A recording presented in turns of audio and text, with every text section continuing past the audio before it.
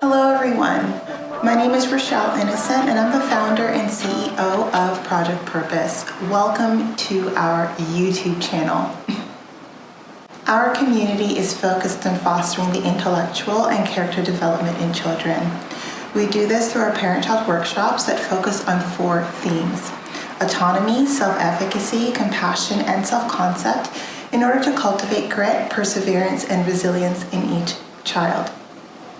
At Project Purpose, our overarching mandate is to renew and rebuild families, communities, and relationships. Our YouTube platform provides us with an opportunity to have discussions on all topics that relate to families, communities, and relationships with ourselves as well as with others, with a primary focus on mental health and education. More precisely, the ways that the institutions of mental health and education play a role and have played a role in our societies at large. These discussions and debates provide us with an opportunity to think critically about what needs to change within these structures in order for us to live up to our bold slogan: support, protect, and empower each child through youth-focused development, better known as leadership in juvenescence. We recognize that in valuing our children's leadership potential, that also translates as recreating and co-creating environments, both socially and politically, in order for our children to thrive. Now, if you're someone who is particularly interested in these topics, we do write thought pieces every other Sunday. We have one scheduled to drop this Sunday, so definitely be sure to check us out on our website. I've included it here somewhere underneath my finger. So definitely check that out once you're finished with this video. Now, as is the YouTube convention, please do subscribe, hit that post notification bell so that you're aware of every time we post. And of course, if you like our conversations and you want to keep them going, like, comment, and share this video. Let's get into it. Hello and welcome back to the channel. I'm so happy to have you with us. If you're new, make sure you hit that subscribe button. And if you're returning, welcome back. I'm glad that you're engaged and that you enjoy the conversations that we're having. This week, our focus is on education. I wanted to provide a bit of a thought experiment this week as it relates to education. And this is specifically in relation to how educators have viewed discipline over the years and how that definition has evolved, so to speak. And maybe evolved isn't the right word, and you'll figure out why I say that in just a little while. I think it's very important that we clarify definitions, and of course, myself, I'm going to be referencing historical points from within Canada, but I would love to engage with those of you who are part of my global audience and get a sense of what the historical timeline is for your country as it relates to the concept of discipline within an educational environment. Here in Canada, it's actually very recently that we decided against the concept of discipline within educational environments. In fact, the ruling was made by the Supreme Court of Canada in 2004 that completely abolished discipline or corporal punishment in schooling facilities. Now, this practice was largely abandoned by the time it was formally done away with, and actually Toronto is the first region to have completely abolished this concept of corporal punishment in 1971. And there's a few readings that you can sort of peruse through. I'll add them in the descriptions down below as it relates to it. But it's fairly recently that, our attitudes and sort of the idea of discipline was really examined as it relates to how it translates in the educational environment. And of course, as it relates to the Supreme Court ruling, it was twofold. So the first of the ruling was the fact that there was no longer to be any form of discipline practiced within any educational environment throughout Canada. And the second was more aligned with what discipline could look like in a familial setting. So sort of what were the restrictions around discipline at home? And that's sort of out of scope for the conversation that we have today. The last several generations, when it came to compulsory schooling or when it came to public schooling, corporal punishment, so the act of physical discipline, was very much a tool in a teacher's toolkit to kind of keep the class aligned. Now that they don't have this more sort of abrasive form of discipline that they're leveraging, what are they using? How are they keeping their classrooms sort of in control? And I use that word very specifically, and I think I'm going to sort of draw in on that word a little bit more. I'm going to highlight it a little bit more in our second video this week. But I guess the real question to you is, who are your children's teachers? I mean, how many of you as a parent get to vet who your teachers are? What questions, would you like to ask, or would you have asked if you had the opportunity to interview your child's teacher? And I think it's very interesting how, despite the fact that these teachers play a significant role in molding sort of the intellectual and character development of children, and sort of molding their sense of self-concept and molding their sense of confidence and capability, despite the fact that teachers play such a significant role in sort of the molding and shaping of our children, parents rarely, if at all, play a role in the selection of their child's educators. And so for me, I'd like to ask this question to you. Did you get a choice by way of deciding who had, the privilege of educating your child? Do you have any details as it relates to the temperament of your teacher and the alignment of your child's temperament to your teacher's temperament? Would this be something that would be important for you to know? How about values and attitudes towards children, especially in relation to, gender, to race, to ethnic origin and religion? You get a sense of how those attitudes might play out in a classroom environment. And also perhaps maybe the most significant, the attitudes that these teachers might have in relation to how to maintain order and control of a classroom, especially when we're talking about children within their formative years. So I'd love to get a sense of what questions you would like to ask if you had the opportunity to vet your teacher, the questions that you have asked, or the questions that you feel just sort of on a large scale are important to ask, and for information that's important to know by way of selecting the person who holds the responsibility of molding and shaping the character of your children. So I think that it's really important that we delve deeper into some of the terms that we use when we talk about schooling and regimen and even discipline, and how even our idea of these words and how they translate evolve with age and with maturation.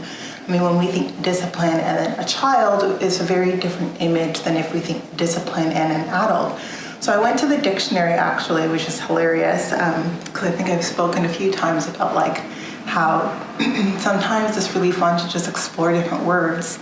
But when 3 of the 4 definitions that were provided have something to do with training, rigor, developing skills, training in order to be able to act in accordance with rules, whether that's societal rules or whether, that's developing a specific skill or cultivating a proficiency. Also translates as an activity, an exercise, or a regimen that is sort of set up to improve or cultivate a skill. Discipline is also recognized to be sort of the rigor and the effect of experience, more notably adverse experiences. And only one of the 4 definitions, references this concept of punishment. Punishment not in and of itself, but punishment inflicted sort of as a way to correct and to train. So I want to delve deeper into this word punishment because we never really use it in a school setting. Yet there's a bit of an overlap, and it's a small overlap between discipline and punishment. So I wanted to just get a sense of the root of the meaning behind this word punishment. So in terms of punishment, the act of being punished is typically the byproduct of an offense. It was a penalty that one pays for sort of breaching some sort of social contract or, doing something that is considered to be wrong. And the last definition of it is severe handling or treatment. And I had to think really hard about this because I don't think any of us, when we think about discipline and how it translates to people who are not, the immediate family. So, how someone who is not mom or dad disciplines a child. Do we think about this concept of punishment, and do we recognize that there's some overlap by way of, even an educator's concept of discipline and punishment, this idea of severe handling and or treatment. And I really started to think about this because even when I was in France, I did some work for my proof of concept for Project Purpose. And I remember the little boy that I was working with would constantly talk about this concept of punishment. And at one point, I became really concerned about, his constant sort of fixation with punishment. And I realized that they're just more overt in France than they are here in Canada. And he understood that if he didn't follow the rules, if he didn't abide by the training, then there was going to be consequences. And he understood that those consequences were forms of punishment, so forms of correction. And I was very disturbed, just as someone who doesn't use this word punish and punishment very frequently. It's not part of my vocabulary. And as I was sort of preparing for this video, when I saw that there's a little bit of an overlap between discipline and punishment, I really wanted to bring it to the forefront of our conversation because I think that the toolkits of teachers have evolved, and it's evolved in a way where it's not completely transparent in terms of what mechanisms or what tools that they're using to sort of maintain control of their classrooms. And are we clear on, what the expectation is when we send our children to school? Is it just strictly discipline by way of training in order to cultivate the skill set to be proficient in the workforce at some point? Or are we also comfortable with this idea of punishment? Are we okay with them sort of, treating our children in such a fashion that they're molding their identities by way of correcting them in ways that might not even align with our own values and beliefs around punishment? So I wanted to bring that to your attention because I think that there's still an idea of, it takes a community. And I think that when we think about, the extensions in our community and of people who raise our children, teachers are definitely part of that extension, yet we don't get to choose that part of our community. And they play such an essential role in the molding and the shaping of our children's identities. So I think that it's important that we understand their understanding and how, they demarcate, where the line begins and ends between discipline and punishment, and that everyone understands, what does punishment look like in a classroom? Because based on the definitions and based on some of the children's understandings of this word punishment, it can translate in really ugly ways sometimes, and it has. And I think that's going to be part of our second video, but I wanted to talk about this concept of discipline and within the educational sphere, and I want to get your perspective on it. Because, it's only been about, 17, 18 years since corporal punishment was completely removed out of schools here in Canada.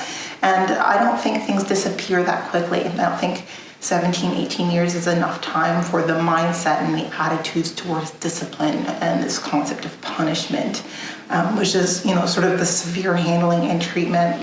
Think about how it's been replaced, and it's interesting because when I was reading on some of the work done by the Canadian Foundation for Children, Youth and Law, and how, they challenge the constitutionality of discipline within school environments, a lot of the terminology used is very vague, so it's very subject to interpretation. So I would love for us to all interpret some of these terms and these themes together. I would love to get a sense of where you feel discipline starts and ends in discussions as it relates to educators and teachers, and what you feel are appropriate forms of discipline within a school environment and what are inappropriate forms of discipline by way of discipline blurring the edges of punishment within a school environment. And I want to have these discussions because I don't think it's clear enough, and I think it needs to become clear, because if we don't understand why our children are starting to display certain behaviors, maybe they are beginning to feel withdrawn, or maybe there are signs of aggression. If we don't understand why these things are taking place, and they're sort of just happening out of nowhere, and people always say, your children is a different child at school than they are, at home. Well, why is that the case? It's because they're being they're sort of interacting with different people, and those interactions have different styles and have different impacts on them. So that's sort of the point of this first video. I definitely wanted to create a discussion point, and it's short and sweet, but it's very important, and it's going to lead into our second video 100%. So all of that to say, thank you so much for tuning in. I hope that this is a conversation that sort of interests you as much as it interests me, and I'm looking forward to further engagement on the topic. See you in the next video.